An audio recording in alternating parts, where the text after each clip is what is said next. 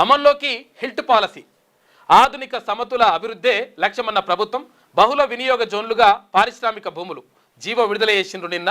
అయితే అసలు యాక్చువల్గా దీనిపైననే కేటీఆర్ మాట్లాడుతూ ఉన్నాడు. కేటీఆర్ క్లియర్గా మాట్లాడుతుంది ఏంటంటే ఇది ఇట్లా మొత్తం అన్యాయం జరుగుతుంది, మొత్తం ఇవన్నీ కూడా భూములు అమ్ముకోవడానికి మొత్తం ప్రభుత్వం ప్లాన్ చేస్తుంది అనేటువంటి మాట చెప్తున్నాడు. మాట చెప్పడం కాదు కేటీ రామారావు గారు, ఓ పని చేయండి, మీరు ఏమంటారంటే దీనికి సంబంధించి నిజంగా ఒకవేళ ప్రభుత్వం అటువంటి పనులు ఏమైనా చేస్తే దానికి సంబంధించినటువంటి ఆధారాలు ఏమైనా ఉంటే ఆ ఆధారాలు బయట పెట్టాల్సిన అవసరం ఉన్నది. ఆ ఆధారాలన్నీ కూడా పేపర్ల రూపంలో బయట పెట్టండి, అప్పుడు మీరు చెప్పింది నమ్ముతారు. ఇప్పుడు మరి నిజంగా మీరు చెప్తున్నది నమ్మాలంటే నిజంగా ఒకవేళ మీరు చెప్తుంది కరెక్టా లేకపోతే ప్రభుత్వం చేస్తుంది కరెక్టా అని తెలియాలంటే, ప్రజలకు తెలియాలంటే మీ దగ్గరలో పూర్తిగా ఏమైనా ఆధారాలు ఉంటే ఆ పేపర్లన్నీ కూడా బయట పెడితే మీరు చెప్పింది నమ్ముతారు. అట్లా కాకుండా ఇప్పుడు ప్రభుత్వం ఏమంటుంది, మేము మంచి చేయడానికి ప్రయత్నం చేస్తూ ఉన్నాం, ఇప్పుడు ఇక్కడ ఏది ఔటర్ రింగ్ రోడ్ లోపల ఉన్నటువంటి పారిశ్రామిక వాడలన్నింటిని కూడా బయటకు తరలించడం ద్వారా ఇక్కడ ప్రజలకు మంచి జరుగుతుంది, తర్వాత కాలుష్యాన్ని తగ్గించవచ్చు, తర్వాత ప్రజల సౌకర్యాలు కల్పిస్తామని చెప్పేసి ప్రభుత్వం చెప్తున్నది.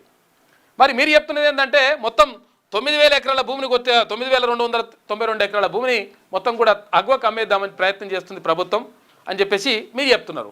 ఏది కరెక్ట్ అని తెలియాలంటే మీరు ఆధారాలతోటి బయట పెడితే మంచిగా ఉంటుంది. నిజంగా ఆధారాలతో బయట పెట్టలేరంటే మీరు చెప్పింది తప్పు అన్నట్టు, ప్రభుత్వం చేసింది కరెక్ట్ అన్నట్టుగా తేలిపోతుంది లెక్క. ఆ ఉత్తర్వులు ఏం చెప్పినరో ఏం కథనో నిజంగా ఒకవేళ ప్రజలకు అన్యాయం జరిగితే ఇగో అన్యాయం జరుగుతుందని చెప్పేసి మీరు క్లియర్గా ఆధారాలతో చెప్తే మంచిగా ఉంటుంది. లేకపోతే ఆధారాలు మీతో మీరు చెప్పలేకపోయినారంటే ఆటోమేటిక్గా ప్రభుత్వం చేసింది కరెక్ట్ అవుతుంది. కాబట్టి ప్రభుత్వం మంచి చేస్తున్నా అని చెప్తా ఉంది, మీరేమో తప్పు చేస్తున్నా అంటున్నారు. మరి ఏది కరెక్ట్ అనేటువంటిది క్లారిటీ ఇవ్వాల్సిన అవసరం ఉన్నది.